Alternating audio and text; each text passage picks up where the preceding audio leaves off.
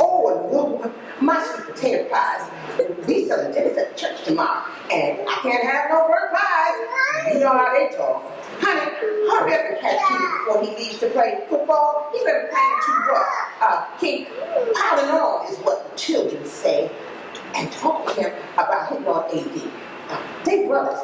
They shouldn't fight like that. All right.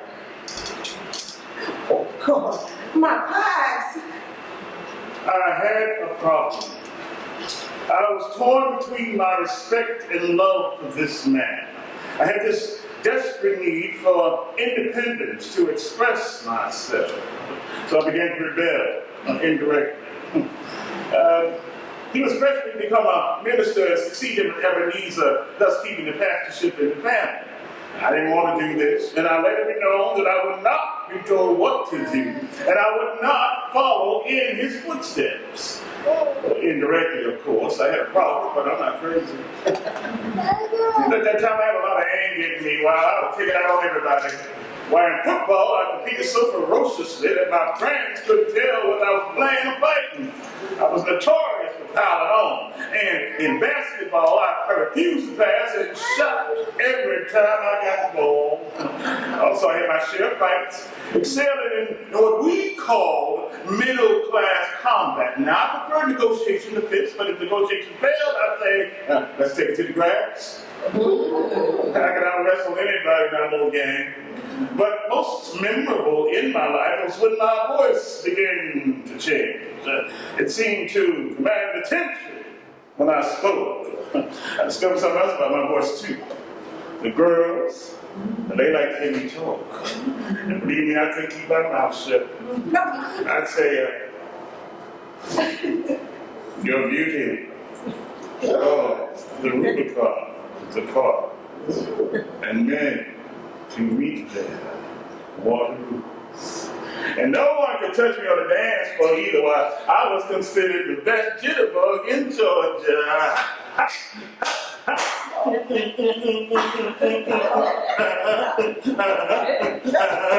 Okay, next. Being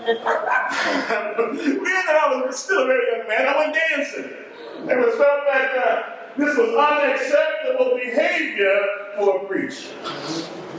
Mark, look at me when I'm talking to you, son. Don't you know the Baptist doctrine frowns upon public dancing, especially by a preacher? Daddy, that is only a rule. I don't believe I will not be allowed into heaven because I went dancing. No 17-year-old child is going to sit up here and tell me what he believes. You will respect what I say and do what I say. I can't live the way you want me to. Why is it I can never say or do anything right? Huh, Daddy? It's like I committed some kind of crime. I don't have to listen to you. Daddy, please. For once in my life, listen to what I have to say. I don't understand. You will do as I say, and that's the end. As long as I'm giving praises to my true Father, that should be the only doctrine it takes to serve the pastor. This is what I believe. Daddy, I am not a child. Then act like you got some sense and some responsibility. Whose responsibility? You ain't never too grown for me to slap you down, boy.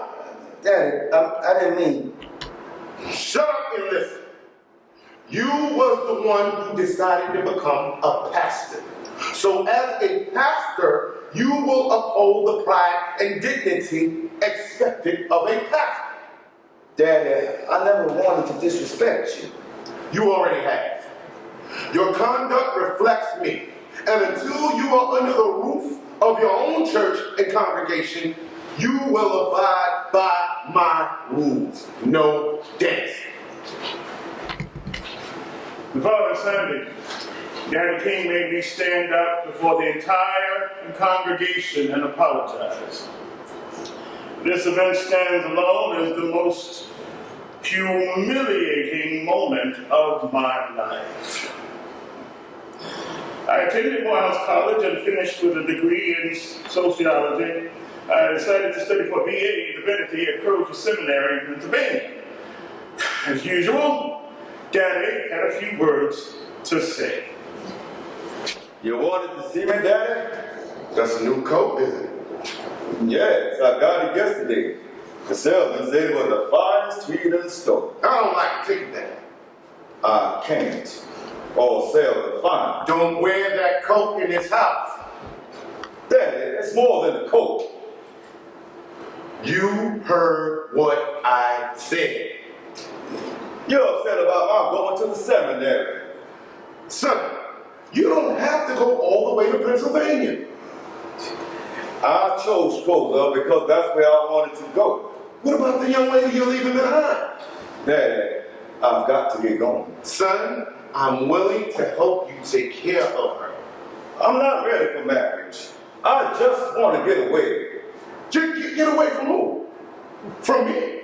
That's not what I said. You ingrate! I have a right to wear what I want to wear. I have a right to choose who I am to marry. I have a right to go to the school of my choice. I'll tell you what. Just go on to your school and get out of this house before I lose my religion. Dad, stop walking out on me. Crozier was a cloistered campus located on a hilltop. It was so peaceful. The biggest thing I liked about Crozier was that the dormitory where I resided was completely landscaped. On Sundays, I would sometimes preach at a local church, and I would categorize the young women according to their looks. Now, a lightweight sister was not too good, but a doctor was a knockout. Are there any doctors in this house? There's one. I then chose Boston University School of Theology to pursue my PhD. It was at Boston that I enjoyed good food, the opera, and constant companionship. My best friend in Boston was a fellow Morehouse man, Philip Leonard. And his dad was a Baptist minister too, so we had a lot in common. And Leonard and I moved in together. He cooked and I washed the dishes. It was fun for a while, but I soon became bored with bachelor life. So to correct this problem, I met with a close male friend of mine for lunch, Mary Powell. Now, if you wanted to know anything about anybody, ask Mary.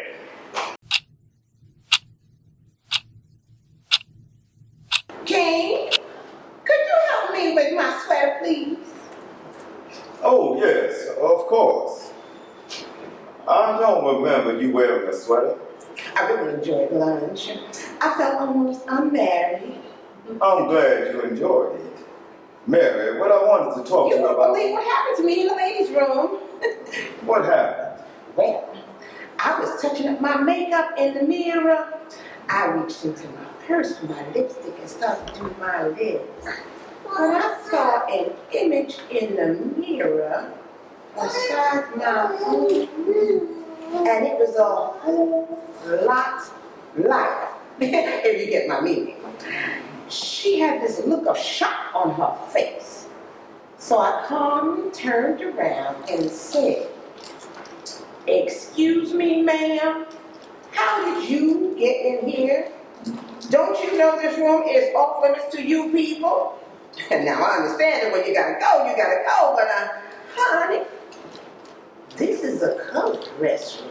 And I'm sure if you take another look in the mirror, you will see that your tan is just not deep enough to pass. Again, that woman got out of there so fast she dropped her sweater. Ain't it nice? Mary! Oh, no, I tried to give it back to her, but she didn't want it. It was contaminated. Yes, honey, and it's gonna stay contaminated on this here shoulders. Mary, I need to talk to you before your bus comes. Oh, that's right. I gotta get dinner ready. Mary, I'm about to get cynical. You about to get what? I'm not very happy right now. Oh, what's wrong, honey? I hear you talk about your marriage, and frankly, I'm a little bit jealous. Well, it's all right. There ain't no need. Mary, I'm not finished. What I'm trying to say is that I'm bored with bachelor life. Well, darling, I'll take it. I've met a few girls, but none of them I'm particularly very fond of. Do you happen to know anyone who was nice and attractive. Well, I don't. Oh, yes. What about Martha Jones? You mean the Martha Jones that dances the jitterbug? Yes. You know her? I dated her once, a long time ago. So? I'm not looking for a dancer right now. Anybody else? What about a singer? Mary, I'm serious. I am too. Her name is Coretta Scott. Oh, I'm sorry, Mary. What is she like? Oh, she's a nice girl, and she's really very pretty. I don't think she's right. Why is that? Well, she doesn't go to church. She doesn't go to church. What's her phone number? Well, okay, I'll write it down for you. You got a pen? Here you go. Now, you can call the main office at the conservatory if you have any problem. Beep, beep. Oh, that's my bus. Gotta go. King, I gotta go. Put in a good word for me, Mary, okay? I will. I'll call her. Bye-bye, honey. I called her on a cold February evening in '52. Yes, I'd like to speak to Miss Coretta Scott, please. Thank you. Watch my room for me, okay, Beth? Hello? Hello, Coretta Scott. Yes? Who is this? This is Martin Luther King Jr. Who? This is Martin Luther King Jr. Well, I'm glad you are. Now, if you... No, a mutual friend of ours told me about you. Oh, and who was that? Mary Powell. Oh, you're the one. Yes, my sweet. My sweet. You know, I've heard some wonderful things about you. Well, I hope they're all good. Oh, yes. You know, every Napoleon has his Waterloo. I'm like Napoleon at the Waterloo before your time. How can you say that? You haven't even seen me. I know I haven't seen you yet, but your reputation has preceded you. By the way, how's church down there? I beg your pardon. How do you comb your hair? How do I comb my hair? Listen. Look, I would really like to meet you to talk some more, but perhaps we can have lunch tomorrow or something like that. I don't know. I have a green Chevy. It usually takes me 10 minutes to make the trip from BU, but tomorrow I'll do it in 7.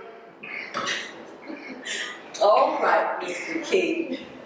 I would be delighted to have lunch with you, provided you promise to have me back early. I have a recital to attend. I promise. I'll see you there. Until we meet. Bye now. Bye. We had lunch in an old cafeteria with a cold rain falling outside. I looked over so intently that she became self-conscious. I liked her hair.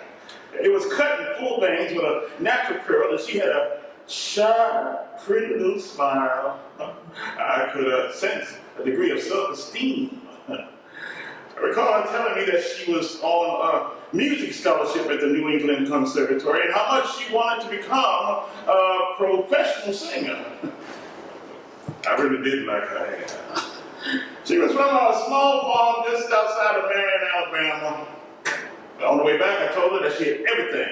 I ever wanted in a wife. There were only 4 things, and Coretta had them all: character, intelligence, personality, and youth. I had to see her again, and I did. So that summer, I introduced Coretta to my entire family, and I made it clear to Daddy that I was going to marry Coretta and nobody else. Indirectly, of course. Well, Daddy came around and gave us a blessing. Daddy married Coretta and I on the lawn of her parents' home in June of '53. Now, because there were no bridal suites for people of color in the South, we spent our wedding night in a funeral parlor. which was owned by a friend of Coretta's family. But, well, that night, I was very much alive. Let's go. We then rented a 4-room apartment in Boston and resumed our studies. Coretta was completing work at the music conservatory, so I took on some of the household responsibilities. Precious Lord, take my hand and lead me on. Let me stand. I am tired. Not now. My wife hasn't left yet. Martin. It's on you. Oh, you. Honey, I got this robe so you could put it on so that you won't get your pants dirty. Now, Coretta, you know I can't wear one of them things. Oh, come on. Don't you look cute? I'm going to get the camera. Don't you dare. Oh, come on, honey. I'll take it off. Oh, all right. But keep it on, okay? It will save on our laundry bills. Well, now, you are concerned about expenses? Well, of course I am. You like this jacket? It's new. I just got it. Coretta, you know we can't afford that. Oh, why? It was a gift from Mary. Oh, Mary Powell. Yes, so relax. Well, all I can say is don't be surprised if some woman walks up to you on the street and claims it. What time do you think you can get back? Oh, well, you know my Thursdays, how they go. But it's your night to cook. Well, that's right. Which reminds me, I gotta go to the store. May I guess the menu? You may. See. Smothered chops, collards, and pig's feet. Mark, must we have pig feet again this Thursday? I tell you what, I just put one foot in the pot for me. You know, sometimes I think I'm married to a red fox. What am I going to do with you? Oh, I can think of a few things, but I don't think you'll make the class. I might just take you up on that. Oh, hold on now. Let me get a grip on the situation.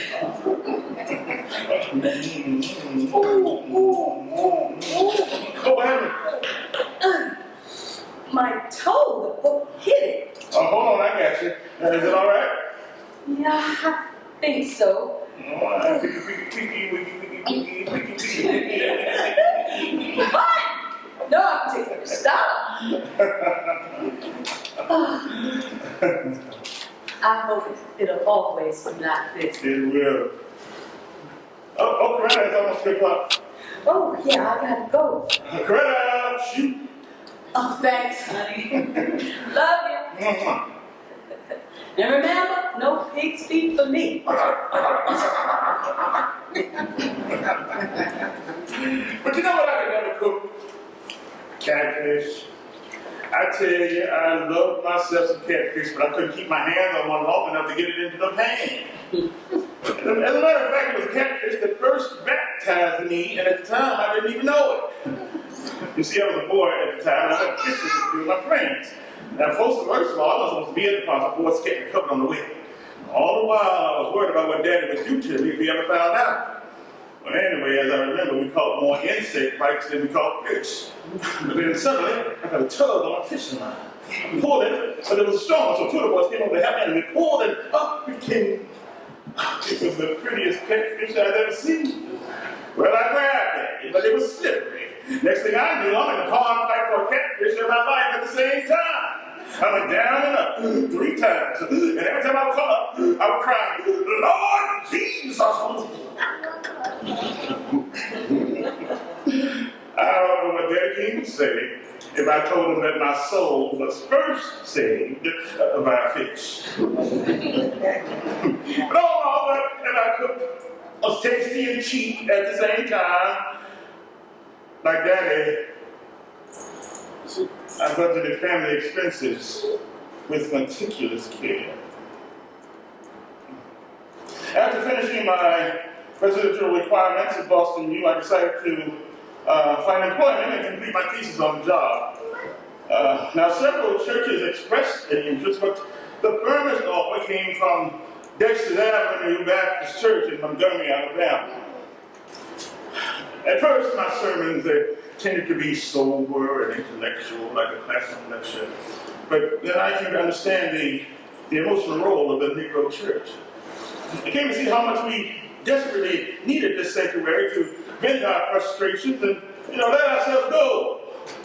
The first amen from the congregation was set me to whooping with some old-fashioned fireworks. Amen. Take the time.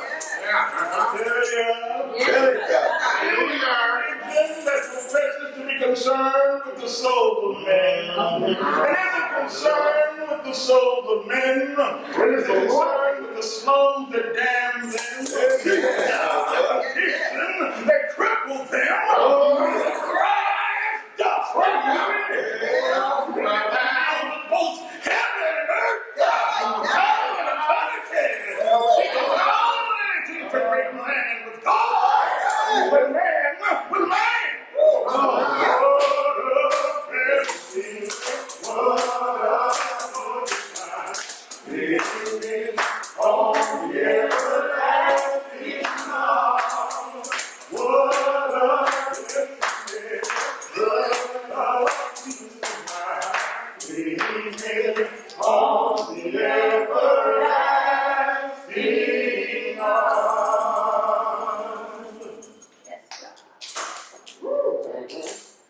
That did my heart some good.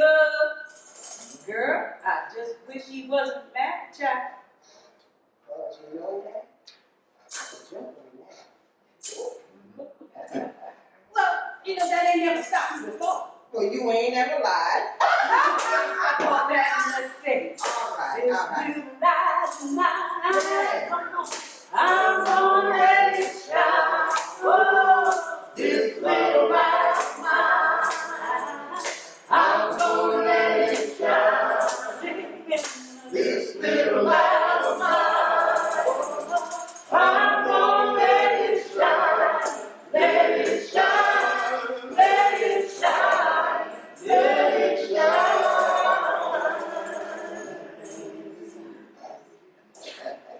One good thing about this new location was my newfound relationship with Ralph Abernathy, who was a pastor like myself. Ralph had a kind of wild charm, He called himself the barefoot boy from Marengo County. With his, my mimicking and his keen sense of humor, we could have given any comedy actor money for that money. And Ralph, I found a long-awaited spiritual companion. The man would listen to me. Whatever I said, he would listen. Really listen. I could tell Ralph things I just couldn't tell him. This was a major blessing because there had been some question as to whether we could have a shooting team. Now, I wanted 8. But Coretta suggested that we compromise with 4. I had hoped to christen the baby Martin Luther King III, but when the baby was born, it was a beautiful baby girl, Yolanda Denise. And she would be a doctor in any church congregation. She was so beautiful.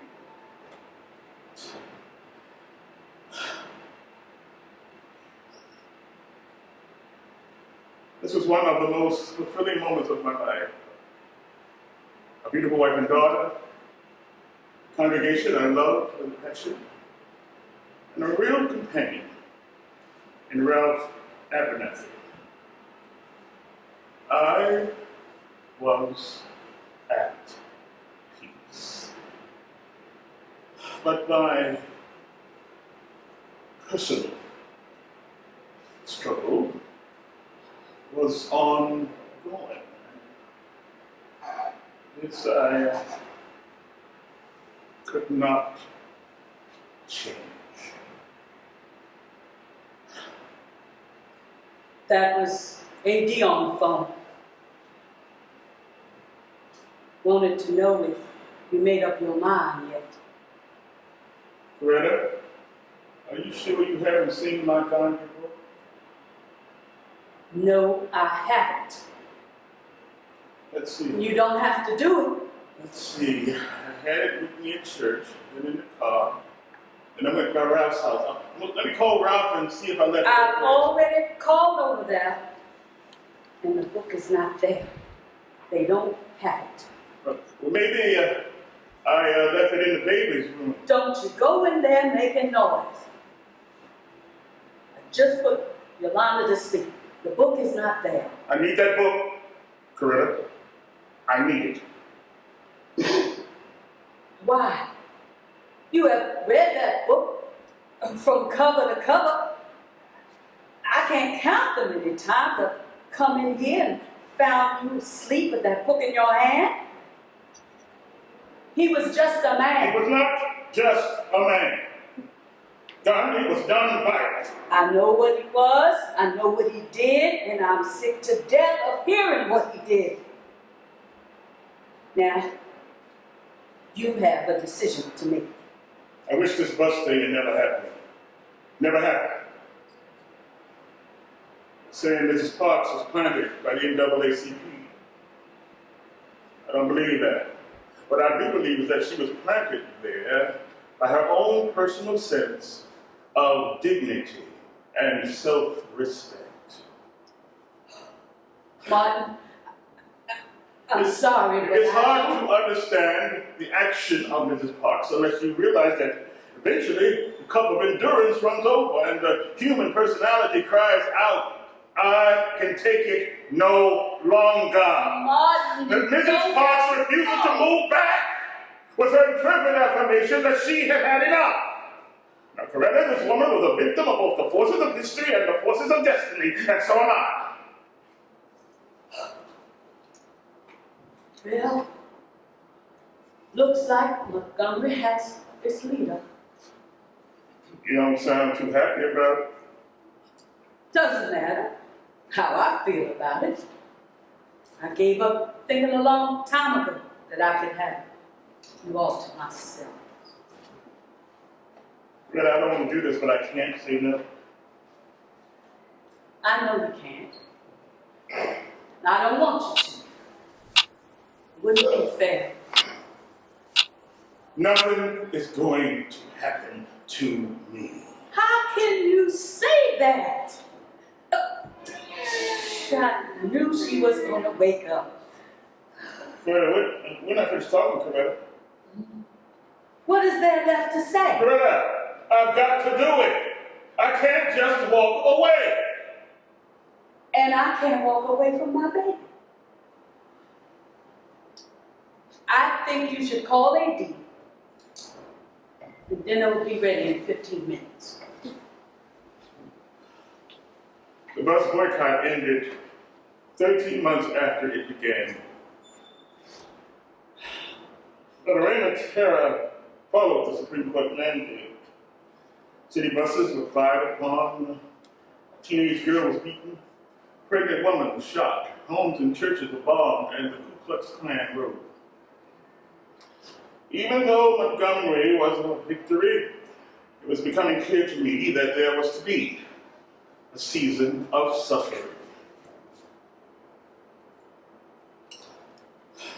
We were blessed with our second child, a boy. Martin Luther King III. Oh, I was the proudest father in the viewing area. Oh, excuse me. Look at Daddy. That's my boy.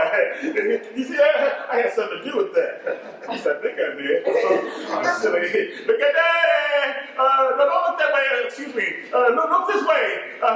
Don't cry. Here, look at the cigar. Look at the cigar. Don't cry. Nurse. And could that boy cry? Everybody said, oh, King, with his lungs, he's bound to be a preacher. Like me. At this point, I came to understand my Daddy King. I was his son, and this was my son. And like Daddy, I wanted the best for him. all my children. Sometimes you get a little overprotective.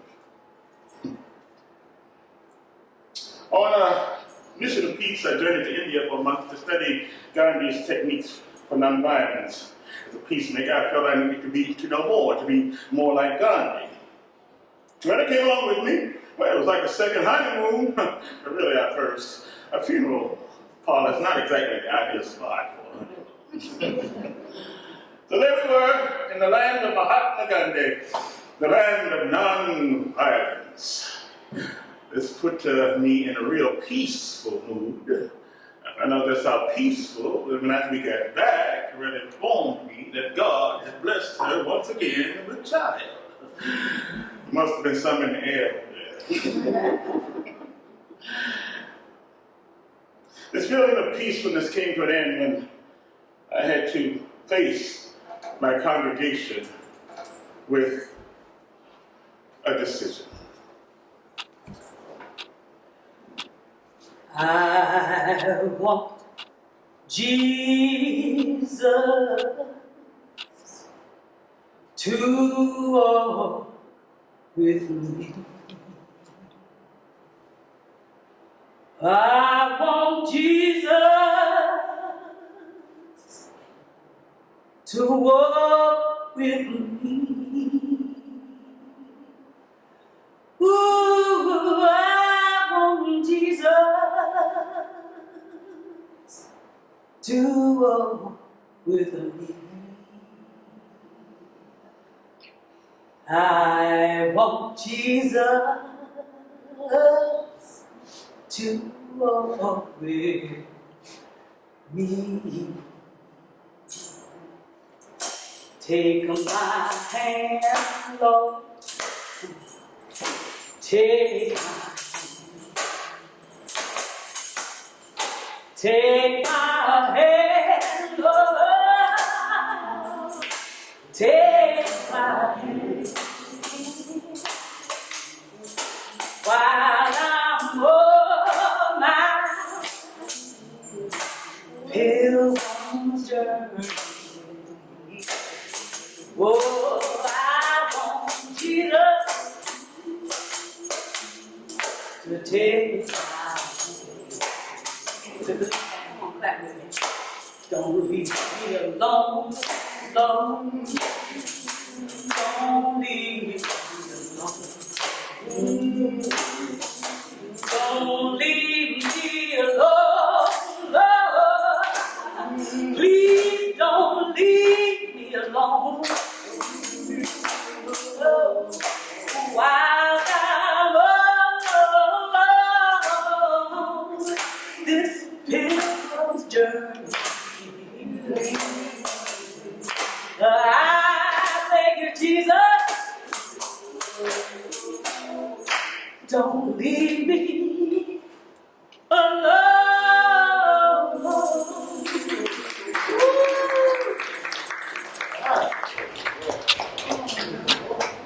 For almost 4 years now, I have been trying to do, as one man, what 5 or 6 people ought to be doing. The strain of being known has made me unable to serve Dexter well, since the demands of the movement have kept me away from Montgomery for extended periods of time. I have come to the conclusion that I cannot stop now. History has thrust upon me a responsibility which I cannot turn away. I have no choice but to free now. I went back to where I started. I went back to Atlanta. I took the position alongside Daddy as co-pastor of Ebenezer. At this point, my daddy King came to understand me and my beliefs.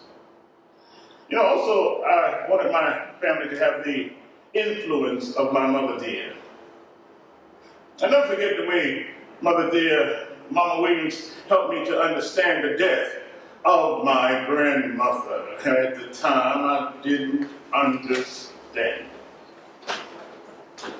Junior, what you doing up there? Baby, everybody's in the car. It's time to go. Mama Williams is with the Lord now. She didn't want you to see any of her children upset. I killed Mom. Now, don't talk like that. Mama died of a heart attack.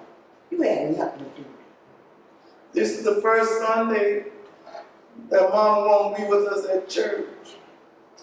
I wish I died when I jumped out of that window.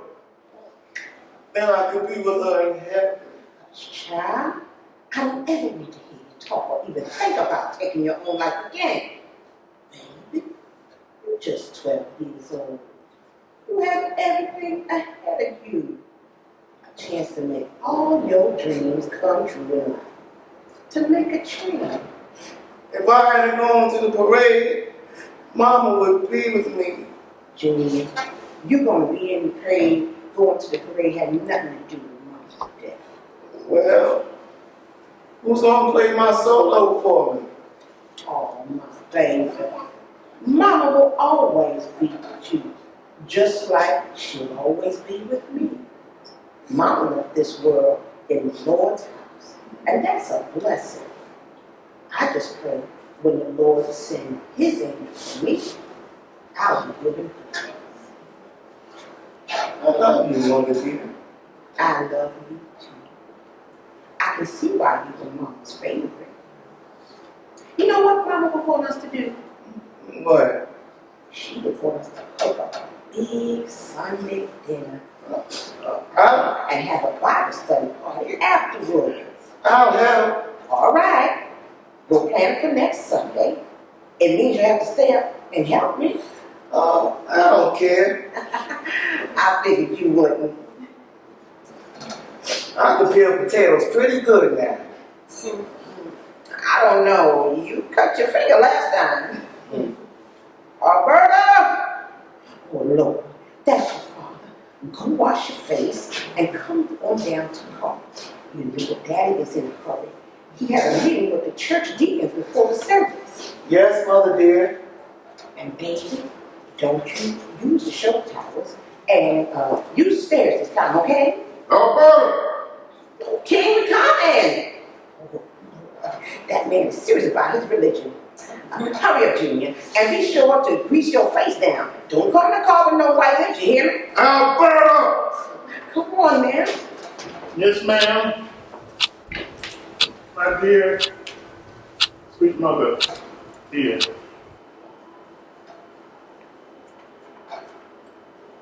It was becoming very clear to me that I was not going to reach my dream without a fight. Montgomery had only been the beginning when the next major phase of the protest movement began. But was this movement for my black brothers and sisters only? I recall when I was stabbed in the chest while autographing my first book. And the interesting thing about this was that I was stabbed in the middle of Harlem. While in recovery, the doctor disclosed how close I had come to dying. The tip of the letter opener had touched my aorta, the main artery from the heart. If I had sneezed, I would have died. I received many messages of sympathy, telegrams from Eisenhower, Nixon, cards and letters from people all over the world, but one letter in particular caught my eye. I'll never forget it. It read simply, "Dear Dr. King, I am a 9th grade student at the White Plains High School. While it should not matter, I'd like to mention that I am a white girl. I read in the paper of your misfortune and your suffering, and I read that if you would have sneezed, you would have died. I'm simply writing you to say that I'm so happy you didn't sneeze." This moved me greatly to know that I had made such a positive impact on white Americans as well. But there was still a vast number who felt quite the opposite. And what was boggling to me is that they usually held high-ranking public positions. This had to be defeated before my dream could come true. But my mother dear had prepared me. So being back in Atlanta was really the only form of security that I could give my family. But as for me, even though the Prince of Peace had consumed my spirit, still I found myself in constant struggle. But I was gaining points. Against the opposition, I prayed. I prayed for a victory. I prayed for peace. We shall overcome.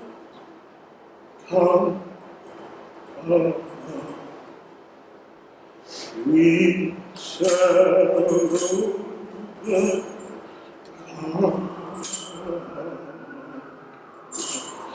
We shall overcome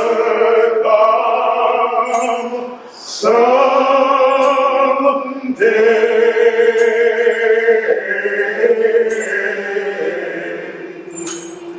Oh, deep in my heart, I do believe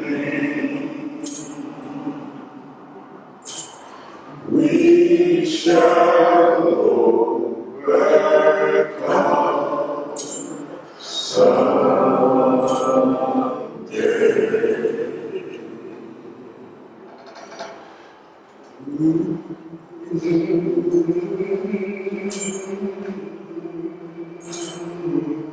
It was a time of struggle.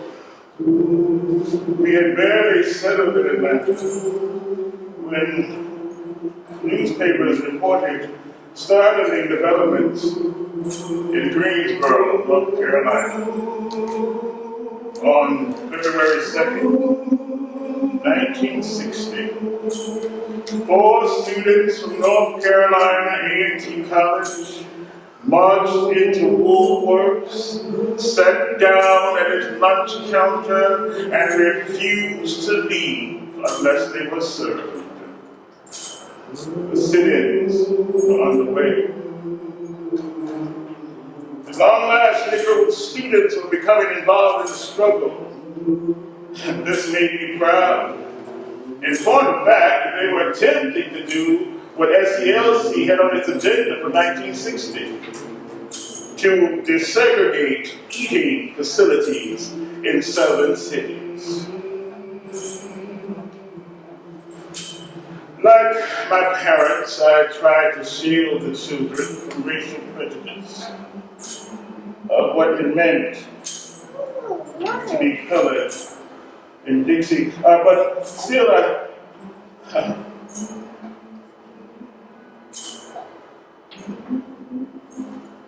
still didn't understand. Not long after this, I received word that a Montgomery grand jury has indicted me on a charge of falsifying my state tax returns. This upset me greatly because people would think I was guilty. Now, I've done everything in my power to be within the confines of the law. I still can't understand how they could have made such a claim. What I wanted to do was to find the person who made this false accusation and beat the living, As it turned out, there was no need for this type of reaction, because to my surprise, the verdict of not guilty was given in my tax fraud case. Now always I I'm worried that the movement robbed me of time with my children. Yogi, who was 6, and little Marty, who was 4. A new baby, Dexter Scott, stayed mostly in Coretta's care. You know, I had a problem holding newborn babies. The baby's head always ended up under my armpit. I played with my children intensely, trying to cram days and sometimes weeks into just a few hours. I told them jokes, I teased and tickled. I loved them. And like my parents, I tried to shield the children from racial prejudice of what it meant to be colored in Dixie. How is she? She's fine. I don't think we should have a television in this house. Mom, that's not the answer, and you know it. I still can see her tears. All she really needs is you. Greta, isn't it funny that I can sit down and talk to people I don't even know, and yet I can't even talk to my own daughter? I mean, how can you tell your child that because of the color of her skin, she can't go where she wants to go? I know. But we've got to tell her, Martin, Funtown is not the only park in Atlanta.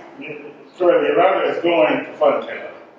Martin, Funtown is closed to colored children. My children are not going to be deprived of anything. Martin, I'm tired of hiding the truth. We should have both sat down and told Yolanda about segregation a long time ago, before now. But you were never here. It seems like you never. We've been through this. The children are not the only ones that are being deprived. Don't do this to me, Coretta. No, Mark. Don't do this to me. What are you talking about? I'm talking about our marriage. What about our marriage? You don't know, do you? No, I don't. Well, the children need a father, and for God's sakes, I need a husband. Coretta, I am doing all I can to spend more time with you and the children. It's not enough. But what else can I do? I think you know the answer to that already. Coretta, Nope. Not now. Yolanda is more important right now. Coretta, I'm trying, Coretta. Don't worry about Yolanda not being able to go to Funtown. She doesn't need that. What she needs is family. And she needs you. Coretta, now. Please. Have you seen Yolanda's coloring book? Yeah, it's outside in the swing. Coretta, We'll talk later. you know, I recall Coretta telling me that once when I was in Albany jail in Georgia, Yolanda had been crying for me and wanted me to come home. When Coretta explained that Daddy was in jail so that people might go where they like, Yogi said, good, tell him to stay in jail until I can go to Funtown.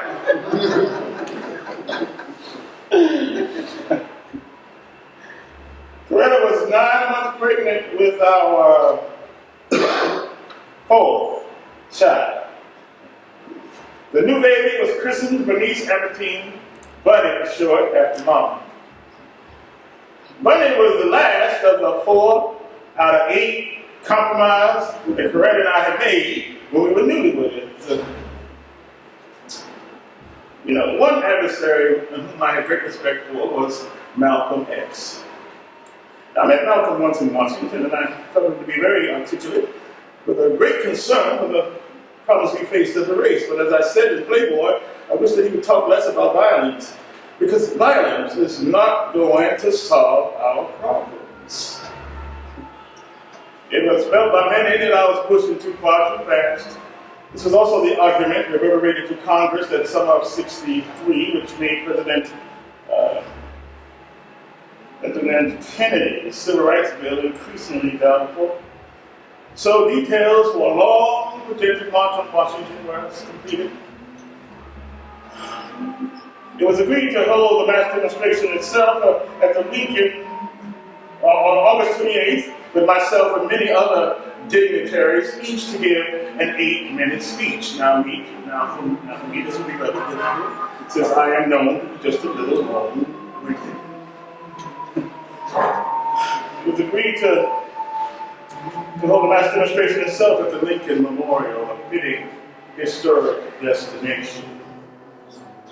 And the ceremonies began at 1:30 with the Star-Spangled Banner and was followed by performers and speeches. And I might add that each speech was 8 minutes or less. I know because I timed there. Notice the crowd getting restless. Then Mahalia Jackson rose to sing. I've been beaut and I've been scorned. Yes, I've been beaut and I've been scorned. Children,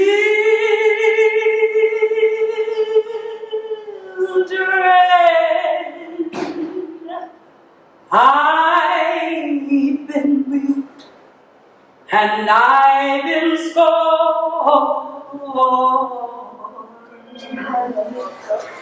I've been talked about, so you oh.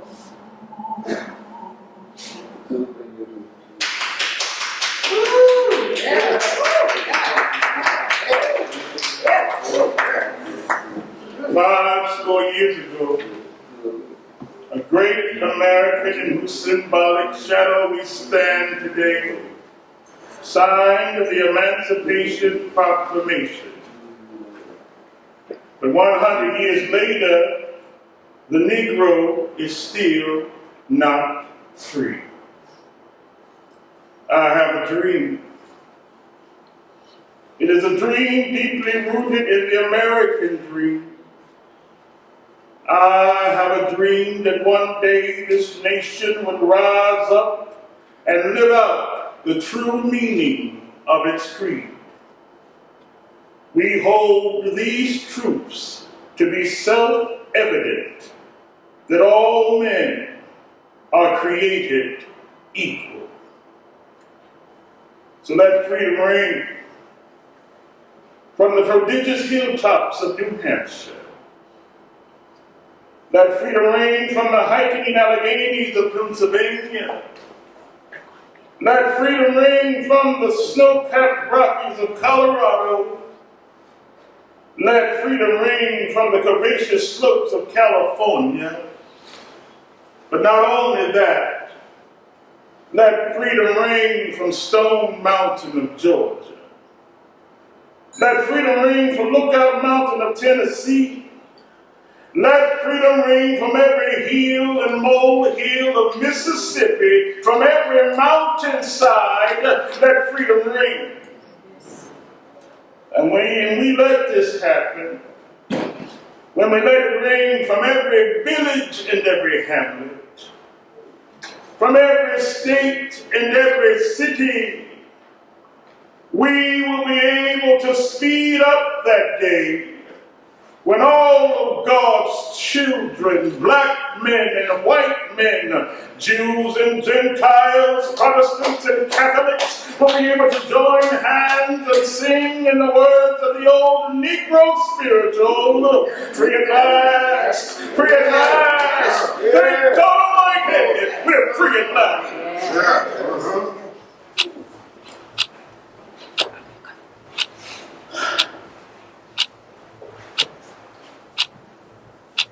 If only it were true.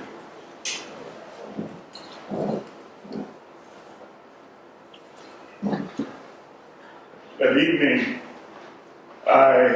entertained a few of my friends in my suite at the Willard.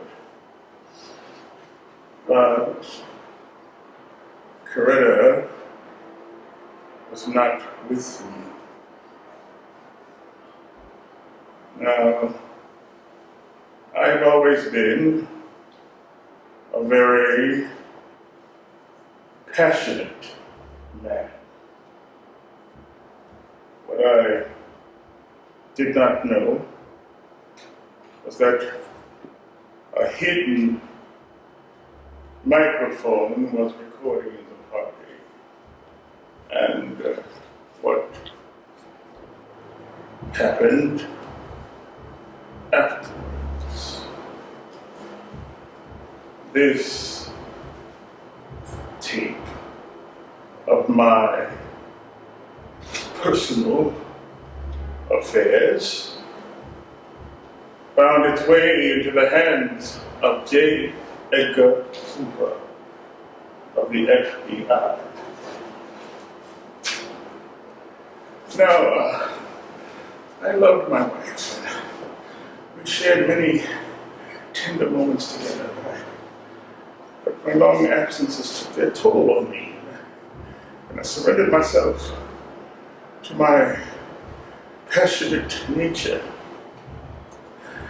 I needed desperately not just to be free as a man, but to love as a man. My life was one of always giving out and never stopping to take. But at night, away from the crowds, I found a way to take in.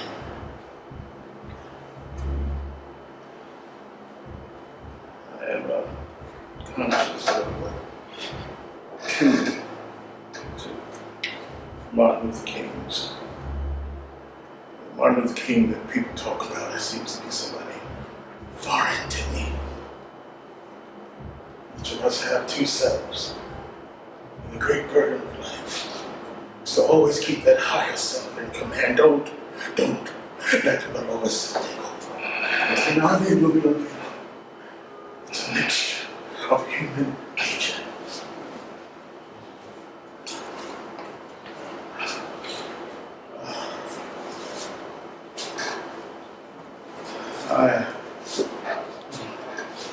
Because of the pressures of my work, I checked into St. Joseph Infirmary tonight. I was suffering from stomach pains and I was just simply exhausted and needed to get away. I remember taking a sleeping pill and enjoying the best night's sleep I had in weeks. The next morning, Coretta phoned me. She had gotten word that the Associated Press had just announced that I had won the Nobel Peace Prize. I was ecstatic. Nothing could mean more to me than to be recognized as a world leader of peace. I believe this was in 1964. Yes, it was. At the time, I was only 35, which made me the youngest recipient in Nobel history. Obviously, I made a fast recovery. So we all set up for the Nobel Prize ceremonies. I had an entourage of 26 people, including Daddy, Coretta, Daddy Ralph, my brother A.G., and Mother Dear. Now, the day of the ceremony was one of complete excitement. I'll never forget it. It seemed like I couldn't get Coretta out of that bathroom for nothing. Coretta! Martin, is that you? Yeah, that's me. I just went down to Daddy and Mother Dear's room. Did Ralph call? No, he didn't. But your sister Christine called. Oh, what did she want?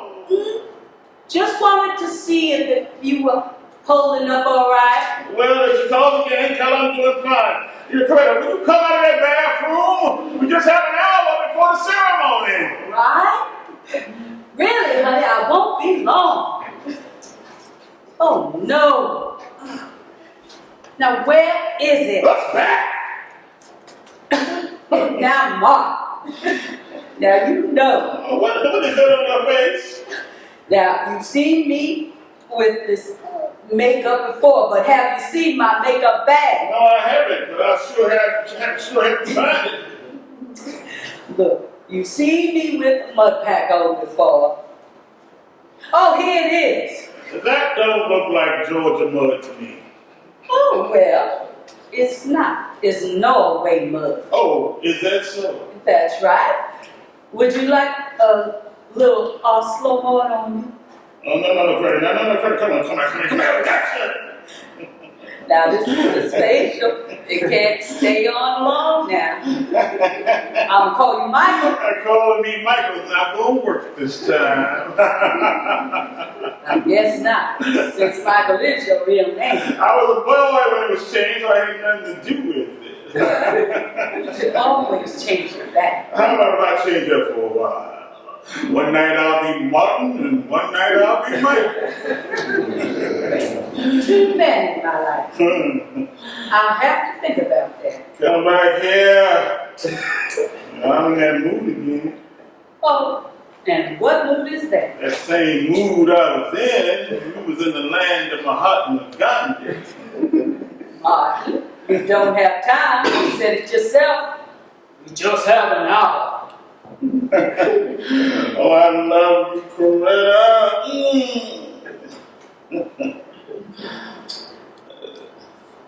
I got a call from J. Edgar.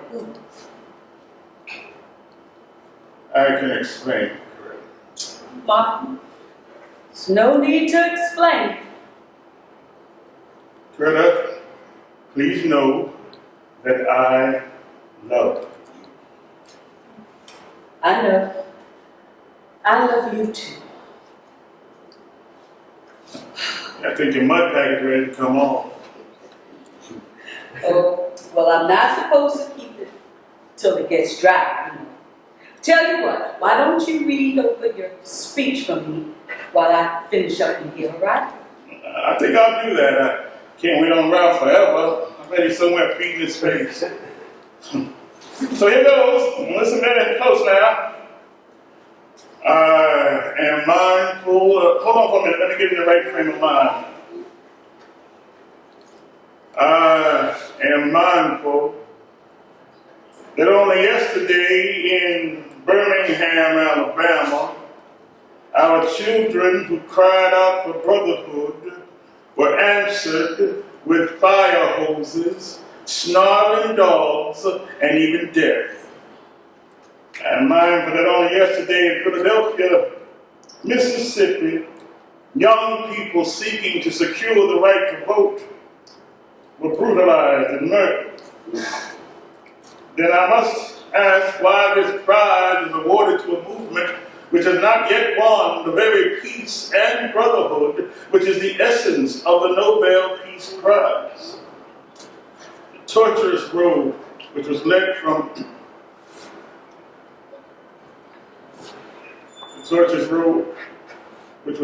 Montgomery, Alabama, to Oslo. After contemplation, I conclude that this award, which I receive on behalf of the movement, is a profound recognition that nonviolence is the crucial political, racial question of our times. The need for man to overcome oppression without resulting to violence.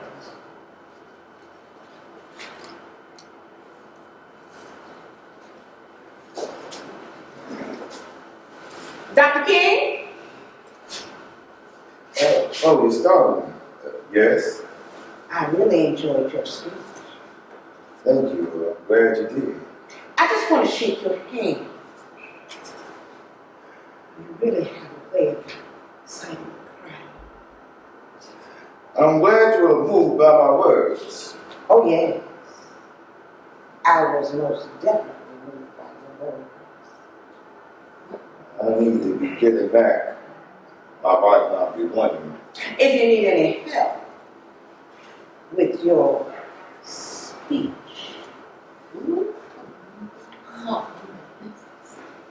I'm an excellent typist.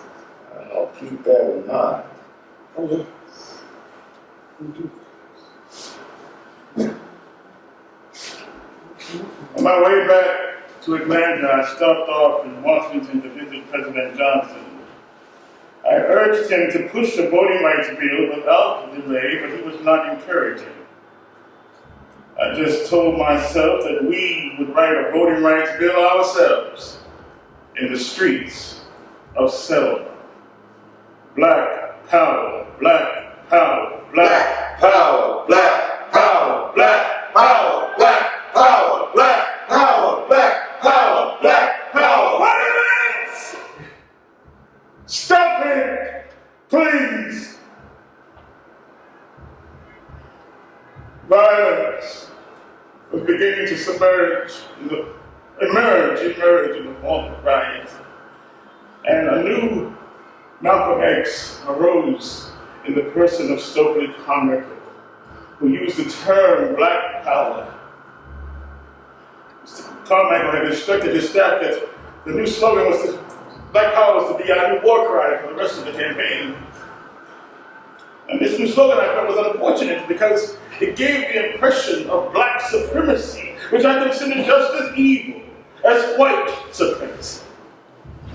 I didn't know where to go from there. Sometimes I feel like a motherless child. Sometimes I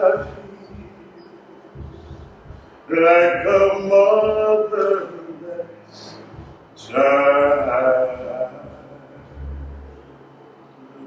Sometimes I feel like a motherless child, a long way from home,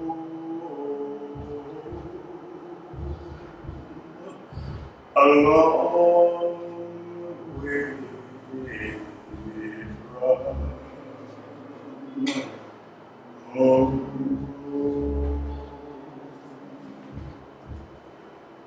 In Vietnam, American planes would return the land to wreck and ruin, blasting it with bombs.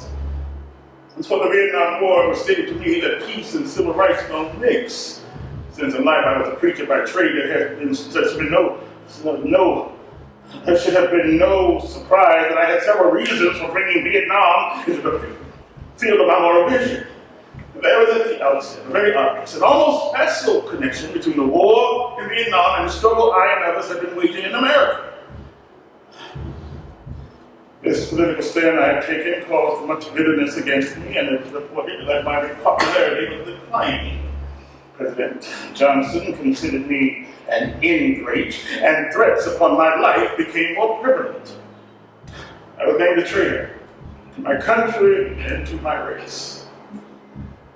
I needed to get away. I was having problems with my Poor People's Campaign. During an executive staff meeting called at Ebenezer, young Jesse Jackson, who had been very successful with his Operation Breadbasket campaign in Chicago, raised objection to my campaign. And this I couldn't take now after the newspapers had criticized my intentions. But young Jackson persisted. No, Jesse, don't bother me. Now, maybe you want to carve your niche in society. Well, go ahead and carve it. But for God's sakes, Jesse, don't bother me. I felt betrayed. I sense great potential in this young man. He just caught me at a bad time, a bad time.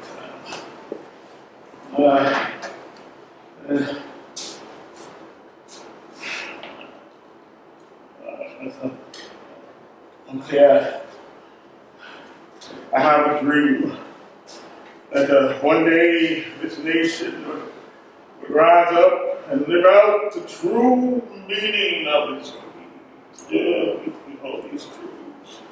To be self-evident that all men are created equal.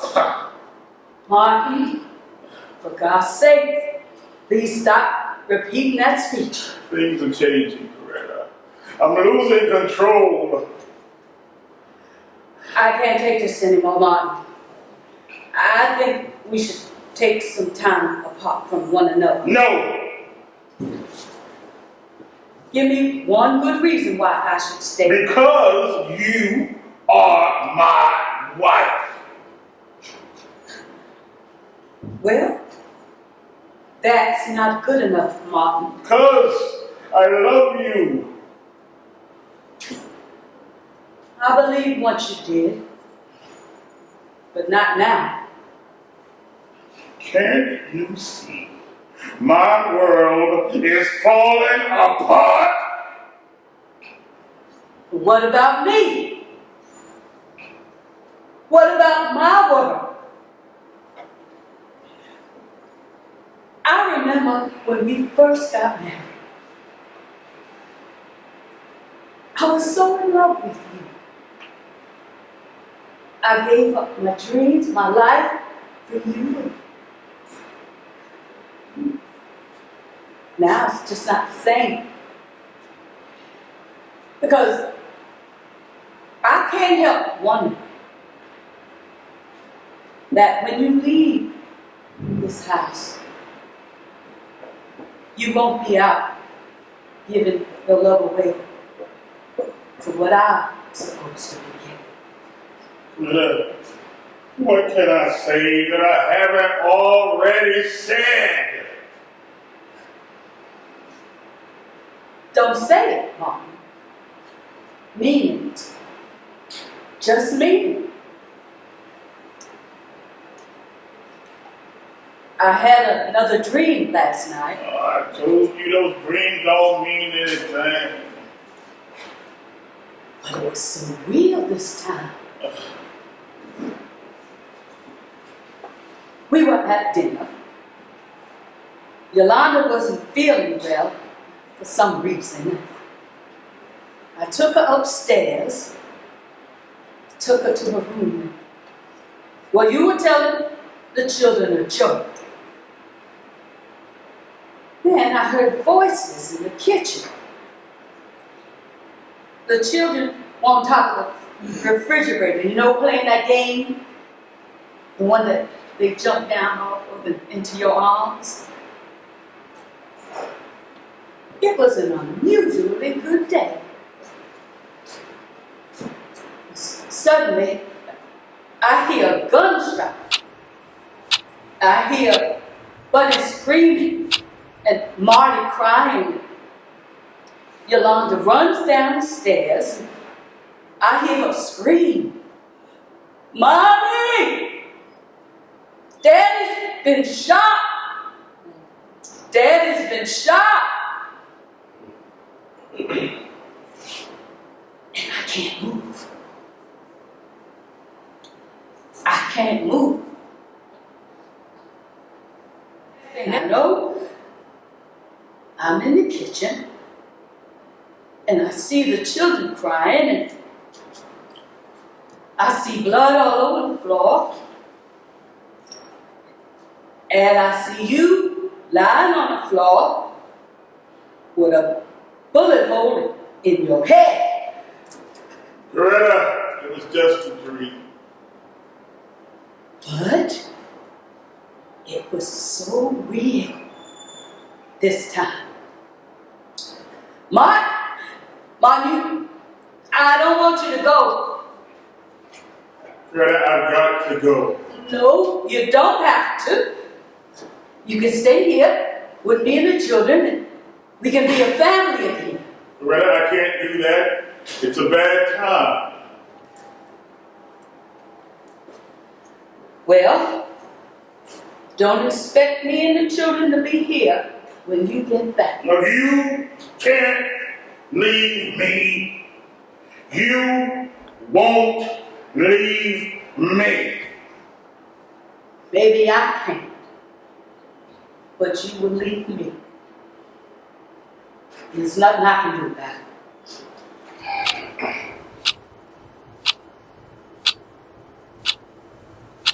Ralph and I arrived in Memphis to work on the campaign. We both checked into room 306 at the Lorraine Motel. The room overlooked the courtyard parking lot and a covered swimming pool. Late afternoon, I was in one of my moods again. I had to address a rally in Mason Temple. I didn't want to go.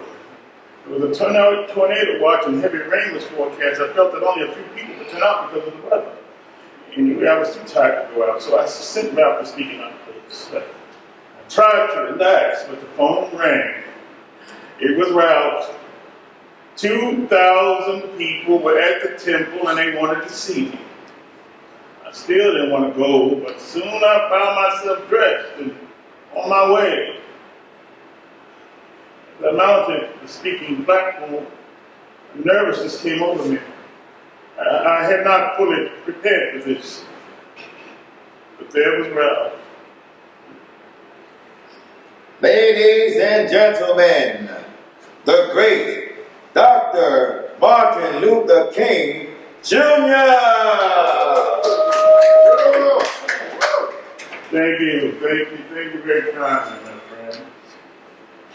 As I listened to Ralph Abernathy and his eloquent and generous introduction, and then thought about myself, I wondered who he was talking about. It's always good to have your closest friend and associate to say something good about you.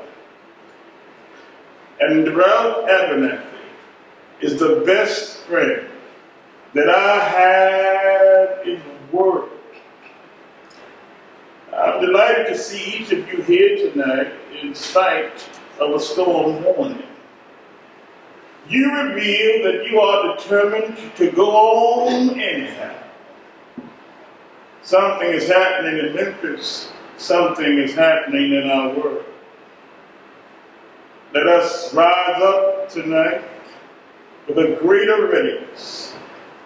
Let us stand with a greater determination. And let us move on in these powerful days, these days of challenge, to make America what it ought to be. We have an opportunity to make America a better nation. And I just want to thank God for allowing me to be here with you. Now it doesn't matter now. It really doesn't matter what happens now.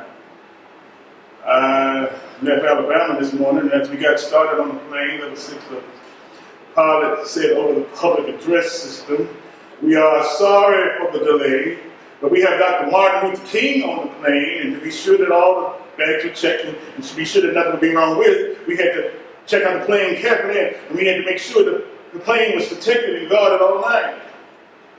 And then I got to Memphis, and someone began to say the threats that were out, or talk about what would happen to me from some of our sick white brothers. But I don't know what will happen now. We've got some difficult days ahead, but it doesn't matter with me now, because I've been to the mountaintop, and I don't mind. Like anybody, I would like to live a long life. Longevity has its place, but I'm not concerned about that now. I just want to do God's will. And He's allowed me to go up to the mountain. And I looked over, and I've seen the promised land. I may not get there with you, But I want you to know tonight that we as a people will get to the promised land. And I'm not worried about anything. I'm not fearing any man. My eyes have seen the glory of the coming of the Lord. Yes. Yeah.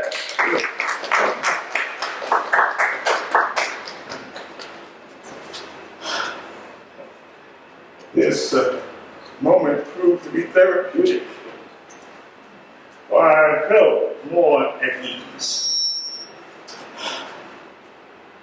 That same night, I got word that my brother A.D. was in town and staying at the same hotel. We stayed up all night talking. Over the years, we've grown to be very close, but still, he would never let me forget how I used to beat on him when we were young. I didn't mean nothing by it. He was there when I needed to hit something. The next day, my agenda was set. For lunch, Ralph and I had catfish, which I still couldn't cook, let alone catch. But the interesting thing about this was that the waitress arrived with the catfish all on one plate. Ralph was a little irritated, but it didn't matter too much to me. Miss, I'm sorry about how Mr. Abernathy acted, but he's always that way when it comes to food. Well, I didn't mean to act the way I did either. And I just get over emotional sometimes. I want to give you the best service possible and not mess it up. Young lady, your willingness to serve is the most important thing. May I tell you something, Doctor? Yes, of course. Well, there's my elevator, maybe some other time. Oh, no, please, tell me. Well, okay. At first, I didn't care too much for your non-violent approach. Black power was my problem. I just looked at you as Uncle Tom. But something happened to change this. I was one of the protesters at the streets of Memphis when the riot broke out and everybody was breaking glass and looting stores. And I have to admit, I was one of the looters. But when I saw your face, I dropped what I had. Somebody else went off with it. I didn't care. What I want to tell you is that when I saw your face, while all this was going on, your expression was one of love and disappointment. At the time, I just didn't understand it. Now I do. All you ever wanted was for people to love one another. It's like all your service was in vain. I realized that you were committed, but now it became clear to me that commitment meant service.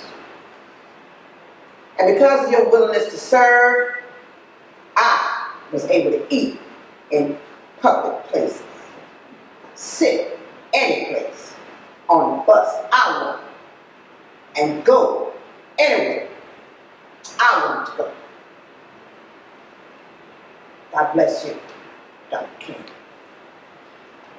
Oh, I can't miss this one. I'm going to fix you. I'm going to finish my service, and I'm going to fix you by bringing another plate for your face. Miss. I'm dead. Yeah, that'll be all right. We can eat off the same plate. Oh, good. Because my supervisor would kill me if he found out. I love you, Dr. King. I love you too. Bye. This made me feel good to know that I had helped somebody. After lunch, Ralph laid down for a nap. looking like a stuffed happy hog. I went down to my brother A.D.'s room and we called mother. Mother was always so happy when A.D. and I were together. Around 4 p.m. I called Ralph and woke him up. He had gotten word that for dinner, we was all going down to Reverend Samuel Kyle's home. Now, one thing about Sam, he knew how to entertain a house guest. While the menu included prime rib roast, chitlins, greens, black-eyed peas, and pig's feet. All my favorite foods. And around 5:30, Kyle's arrived, announcing to us that it was time to go. All right, everybody. Come on, let's go. I know you're hungry. I know you're going to wait till your own funeral. Kyles, how you doing? I'll be ready in a minute. Ralph, Kyles is here. Who let you in? Well, the door was unlocked. So I just thought I'd just walk in. What's Ralph doing? I didn't know that door was unlocked. King? What? Oh, Ralph. Ralph's in the bathroom. What's wrong with you? Nothing's wrong with me. I just don't like that door being open for anybody to walk in. King, you're taking these threats too serious now. Oh, come on, man. That's not bothering me after all these years. King, you know as well as I. Let's change the subject, all right? Kyles, I'll pick this tie out for tonight. Does it look okay? It was fine to me. Let me ask Ralph. I better wait. Ralph was in there wrestling with a catfish in there. Man, you're the craziest. And if I'm the craziest, you must be crazy. Well, if that's true, I am no more crazy than you. Come on then. Float like a butterfly, sting like a bee. Your hand can't hit, but your eyes can't see. Hey. Hold on. Not so rough. You win. I'm sorry, Kyles. I didn't mean to get carried away. You all right? I'm fine.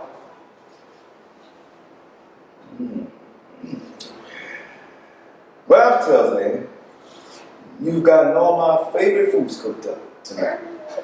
Well, after that speech you gave at the temple last night, I decided to go all out. Thank you very kindly. I felt that speech went rather well myself. Kyles, all I ask is that you don't serve me no cold food. I went to another preacher's house for dinner, and they served me cold food. Cold ham and Kool-Aid. And cold ham at that. Are you sure it looks okay? Perfect. As always. Thanks. King, I almost forgot to tell you. I had Belafonte over for dinner. Oh, how's Harry? He's doing fine. I tried to get him to come and sing that banana song. You know, the one that goes, Dale, Dale, and I come and I want to go home. Oh, so now you got folks singing for this effort, huh? I think I'll bypass on your singing tonight.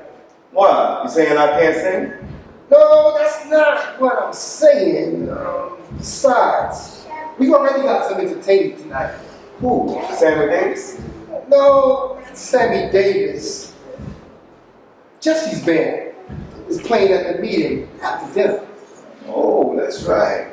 You know, Kyle, I had a run-in with young Jesse Jackson about his campaign. I know. I heard he's a real promising leader, King. Don't you think I know? I was not ready for him that day. His timing was bad. Hey, I understand, King. If you don't hurry up your food, it's going to be cold. You know, I think my watch is stopped. King! King! What? Time to go. Come on. Well, I'm ready. Let's go. Wait. What is it now? I forgot all about him. Ralph, aren't you ready yet? Let's go. Come on. Well, Cows and I will be out on the balcony. That's a good idea, because I don't want to be in this room. Whew. When that door opens. I'm the first one out.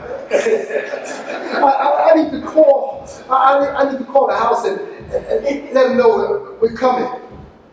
Oh, and keep that sliding door open. Ralph, so get some fresh air up in here. Man, you're the craziest. You down there, young Jackson. How you doing, Ben? Jesse, how is everything? That's good to hear. Ben, how's the band sounding? Oh, I can't wait to hear it. Oh, and Ben, make sure you play Precious Lord, Take My Hand at the meeting tonight. Sing it real pretty, okay? Jesse, I want you to go with us to dinner this evening. And be sure to dress up a little tonight, Jesse. No blue jeans, all right? Gunshot.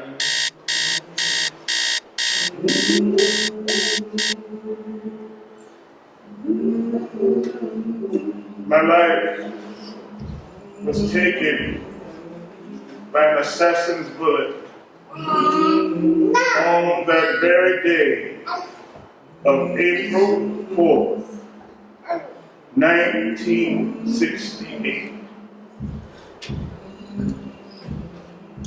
My personal struggle was ended, and my dream became a nightmare. But at last, I was free.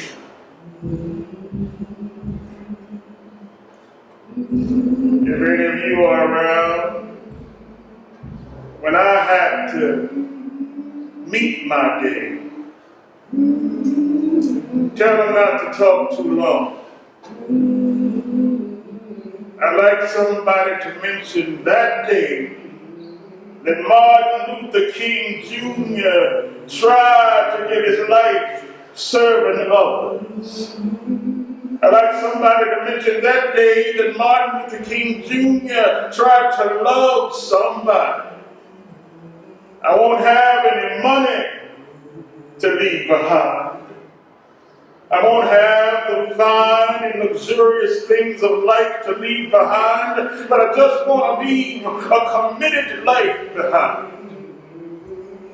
A life of a man who struggled to make peace on earth. Then my living would not be in vain. If I can help somebody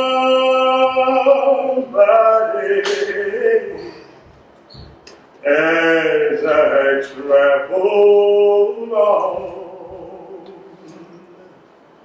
then my living shall not be in vain. Then my living shall not be in vain. Then my living shall not be in vain.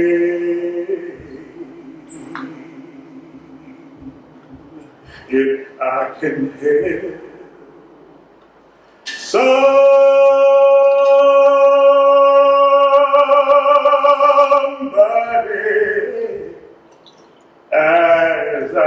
travel alone, then my living shall not be in vain.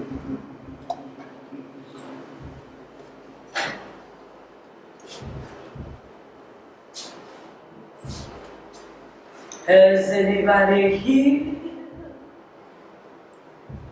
seen my old friend Martin? Can you tell me where he's gone?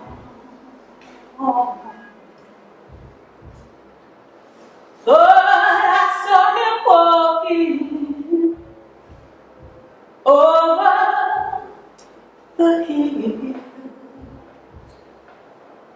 I just looked around. He was gone. Blessed are the peacemakers, for they are the children of God. Soon and very soon we